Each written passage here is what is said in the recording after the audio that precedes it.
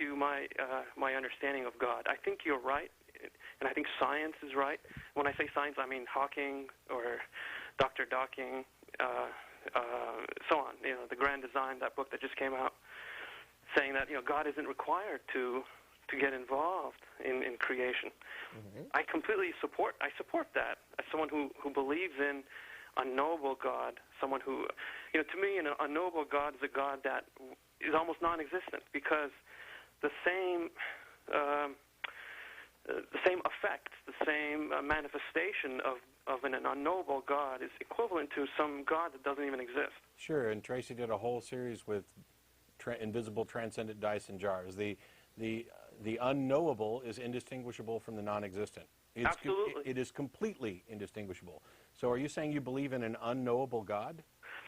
I say I do, yes. What, if you acknowledge that what you believe in is indistinguishable from something that is not real, then you have to know that you can't make a distinction between it not being real and your believing. I mean, what is the justification for belief in the excellent unknowable? question. I can answer that. Okay. The answer to that is I think that even though God is unknowable, He has, that everything has happened by chance, but this chance is really purposeful. Okay, so that God has guided humanity through the last, let's just say, 6,000 years.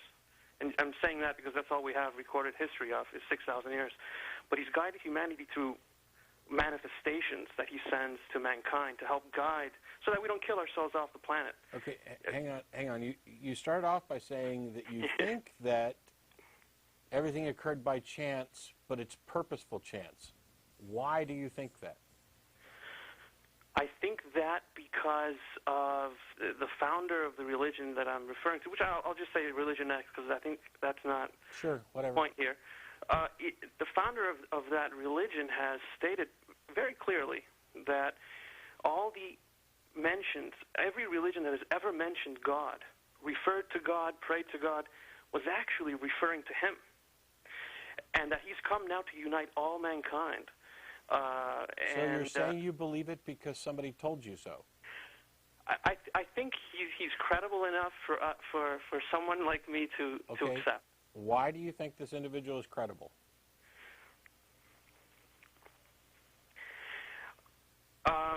Well, because everything that even atheists are saying seems to correspond to everything he's laid out. But I can make a list of 10 things, and 10 of them are right, and then, or 9 of them are right, and the 10th one's wrong. What you're doing is saying that here's somebody who's telling you something, and it seems to go along with everything you hear, and oh, by the way, in addition, he's telling you that he's the God that everybody else has talked about. Well, that claim is the only one that we're debating here, not anything else. Okay. It needs its own justification.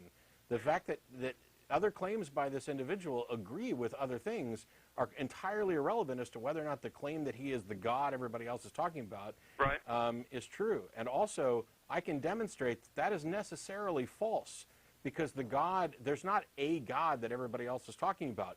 The ideas, the concepts of gods that exist in other religions are in many cases mutually exclusive, which means they cannot possibly be pointing to the same individual.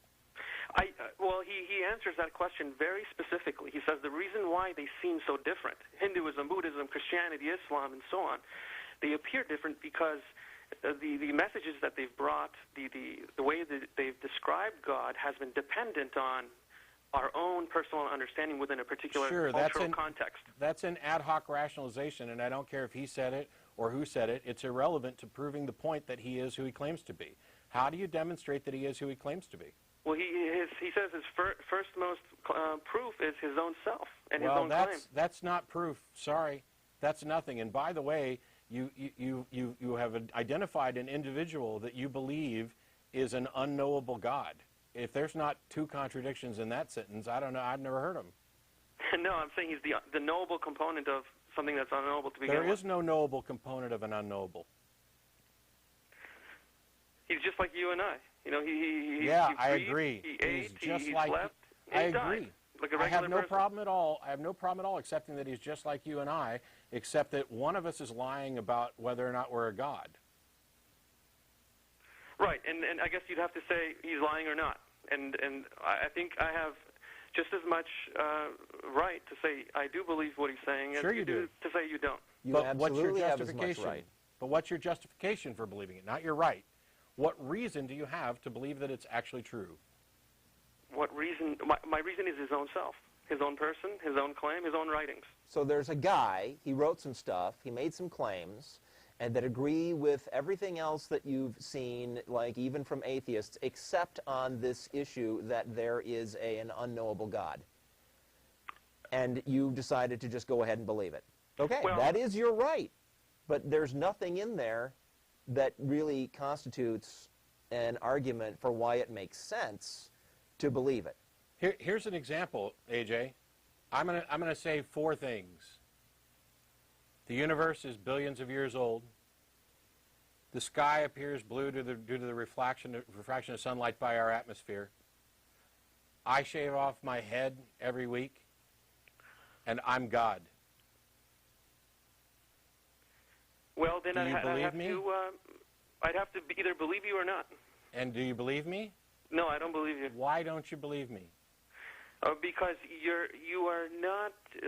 I mean, are you trying to? What is your purpose? Are you trying to bring about unification of mankind and world peace, or what is? Do you have an Sure. ulterior purpose? Sure. In some sense, I could say that I am in partly about the unification of mankind and world peace. But why don't you believe me? That's your answer had no relevance to my question. No, you've just made a very spectacular claim. So let's see if you are true or not. Are all people? I would be willing to be a follower of you, but you need to show me how you can unite Muslims and Christians. How are you going to do that? But AJ, I'd certainly agree that if there's a person who really wants to unite mankind and bring about world peace, and they're really doing it and seem to know what they're doing, that is a good reason to follow that person. How do you make the leap from that to they are a representative of this unknowable God? Well, how does that same follow? thing? You're just using different words to describe the same thing. To follow somebody, you're putting your whole trust in them. That Follow equals worship? I'm sorry? So follow for you equals worship? Yeah, yes, it does, because I don't believe in superstitious worship of religion. Sure, and I'm not altogether. I think you do. And I'm not actually bothered by that, whether you want to call it follow worship, whatever. It's still not a demonstration that the individual is a god. You're talking about analyzing the efficacy of their plan for improving the species, and from that saying, yep, I believe their claim that there's a God. He's not saying that there's two characters he's talking about. Either. There's the unknowable I'm God. saying God is unknowable. This He's guy's like a non-existent for prophet, practical right? purposes. Is this character's like a prophet that you're talking about? Almost like not really a prophet, because he's not prophesizing anything. He's, but there's the spokesperson, and then there's the God. And the God is unknowable, and then there's a spokesperson. And the spokesperson wants to bring about the unification of mankind and world peace and all that, which is a fine thing, but I don't see how you get from that to, therefore, you should believe him when he says that this otherwise unknowable God exists. Well, no one else has really claimed that equivalent and really stuck through with it. So what? Should the first person who claims anything just be believed? Christians and Muslims and Hindus and whoever else. But that's about us. That's about humanity. That's about changing the world. How do you get from that to there is an unknowable God? And what difference does this unknowable God make? It doesn't. Yeah, absolutely. I think you're right. It doesn't make a difference either. Then why say that you believe it? You've admitted that you have no reason for believing it's true, and you've admitted that it's irrelevant. So why do you say that you believe it? Well, because I want to be dedicated to bringing about unification of mankind. And the only way you can do it, find some other guy. My recommendation is find some other guy who is interested in uniting humans and bringing about world peace, who does not ask you to also believe an additional thing that he can't prove and that is irrelevant. Well, the reason why I don't want to do that is because that's not practical. There's Muslims and Christians who believe in God. You can't just take away their belief. Someone comes and says, hey, I'm representing that unknowable God. Believe in me. He's going to unify religious people. Look, let me put it to you this way. First of all, you can liberate people from their religious beliefs. Jeff and I are walking, talking proof of that. Secondly, when I was a Christian, if somebody had come to me and said that they are proof of an unknowable God, okay, you're a crazy heretic. Right. Because not only is your we're claim, just talking about it two different ways. Because not only is the claim logically contradictory and irrelevant.